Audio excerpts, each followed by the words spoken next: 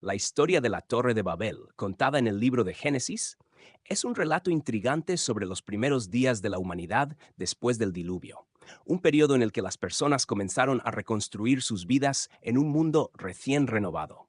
En ese tiempo, toda la humanidad hablaba un solo idioma y usaba las mismas palabras. Esto permitía una comunicación simple y eficiente entre todos, promoviendo la colaboración a gran escala. La ausencia de barreras lingüísticas proporcionaba una sensación de unidad y fuerza colectiva. Los hombres se dispersaron por varias regiones, pero en cierto momento migraron hacia el este y encontraron una vasta llanura en la tierra de Sinar, el lugar que eventualmente se convertiría en la escena de uno de los episodios más fascinantes y simbólicos de la Biblia. Encantados por la fertilidad y las posibilidades que esa tierra ofrecía, decidieron establecerse allí y construir una ciudad. Sin embargo, esa ciudad no sería una mera aglomeración de casas y edificios. No, ellos tenían planes grandiosos, y esos planes culminaron en la idea de erigir una torre que alcanzara los cielos. Este deseo de construir una torre tan alta no era simplemente un capricho arquitectónico. Era una manifestación del orgullo humano, un reflejo de su voluntad de sobreponerse, de ser como dioses. Querían, a través de esa construcción, inmortalizar sus nombres y evitar la dispersión por la tierra, que parecía ser su mayor temor. La torre sería el símbolo de su fuerza, de su unión y del dominio sobre su destino. Si permanecían unidos, creían, no habría límites para lo que podrían lograr. Serían invencibles. La idea de la torre estaba, por lo tanto, cargada de simbolismo. Representaba la ascensión humana, tanto literal como metafóricamente. Querían desafiar el orden establecido, tocar lo divino con sus propias manos, mostrar que no necesitaban la intervención de un ser superior para alcanzar lo que querían. La ciudad y la torre se convirtieron en un proyecto de ambición y soberbia. Al construir algo que se elevaba hasta los cielos, los hombres de Sinar demostraban que se consideraban con el derecho de alcanzar la esfera de los dioses, o tal vez de Dios. Estaban, en esencia, tratando de hacerse un nombre por sí mismos, de crear su propia historia sin depender de nadie, ni siquiera de su creador. Las herramientas y métodos que usaban eran avanzados para su tiempo. Decidieron fabricar ladrillos y utilizarlos en lugar de piedras. La argamasa tradicional fue reemplazada por betún, un material más resistente. Estaban decididos a construir algo eterno, algo que resistiera el paso del tiempo y las inclemencias. La torre era mucho más que una obra arquitectónica. Era el testimonio de su capacidad de realización. Se enorgullecían de lo que estaban haciendo, creyendo que esa estructura garantizaría su fama para siempre. Mientras la construcción avanzaba, parecía que nada podría detener a los hombres de Babel. El proyecto se volvía cada vez más imponente y la torre ya se destacaba en el horizonte, siendo visible a grandes distancias. La ciudad a su alrededor también crecía rápidamente, a medida que más y más personas se unían a ese ambicioso proyecto. Para ellos, la torre era el hito de una era en la que ya no habría separaciones ni limitaciones. Todos los que participaban en la obra creían firmemente que estaban construyendo algo monumental, algo que superaría todas las realizaciones anteriores.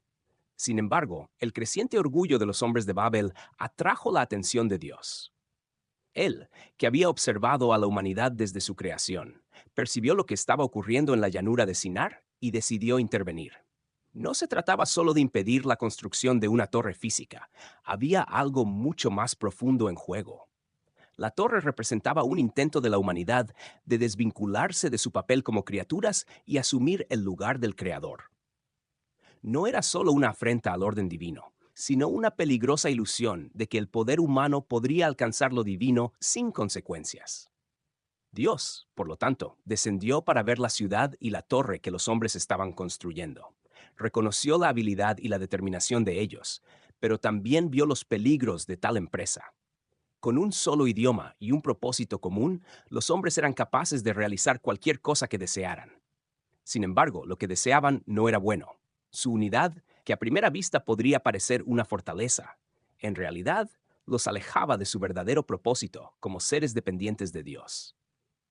Al darse cuenta de que esa unidad de idioma y propósito podría llevar a una rebelión aún mayor, Dios decidió actuar de una manera que cambiaría el curso de la historia humana para siempre. Dijo que confundiría el lenguaje de los hombres, de modo que ya no pudieran entenderse entre sí. Con esta simple intervención, Dios deshizo la base sobre la cual toda la obra de Babel estaba construida, la comunicación. Y fue exactamente eso lo que sucedió. De un momento a otro, las personas que trabajaban codo a codo en la construcción de la torre ya no podían entenderse. Lo que antes eran órdenes claras y precisas, ahora sonaba como una cacofonía de sonidos incomprensibles. Los trabajadores, que antes colaboraban de manera eficiente, comenzaron a discutir y pelear. La confusión se apoderó del lugar y la construcción se detuvo. El caos se extendió por toda la ciudad, ya que la comunicación era la base de toda la organización. La torre, que debía ser el símbolo de la unión y la fuerza humana, se convirtió en el símbolo de su división y debilidad. Incapaces de entenderse, las personas abandonaron la construcción y se dispersaron por la tierra, cada grupo siguiendo en una nueva dirección, llevando consigo un nuevo idioma. La gran obra, que debía garantizar que nunca se dispersaran, terminó siendo el propio motivo de su dispersión. La ciudad fue dejada atrás, incompleta, y la torre un monumento inconcluso al orgullo humano. A partir de ese momento, la humanidad se fragmentó en diferentes culturas y naciones, cada una con su propio idioma y modos de vida. El sueño de construir una torre que alcanzara los cielos fue destruido, y con él la idea de que el hombre podría, por sí solo, alcanzar lo divino. Dios había recordado a la humanidad sus límites, mostrando que la verdadera grandeza no está en sus realizaciones materiales, sino en su relación con el Creador. El lugar donde ocurrió esto fue llamado Babel, que significa confusión. La ciudad de Babel, que debía ser el centro del poder humano, se convirtió en un símbolo eterno de la limitación y el fracaso cuando el hombre intenta exaltarse por encima de Dios. La confusión de las lenguas fue una respuesta directa al orgullo humano, y la dispersión de los pueblos por el mundo fue el resultado de su intento de construir algo sin considerar la voluntad de Dios. La historia de la Torre de Babel lleva lecciones profundas.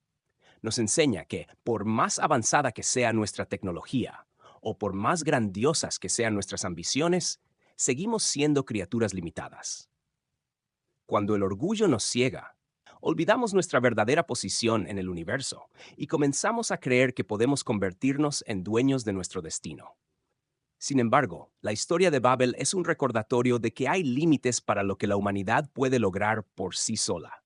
El intento de alcanzar el cielo sin el permiso divino solo conduce a la confusión y al fracaso. Esta historia también habla sobre la importancia de la humildad.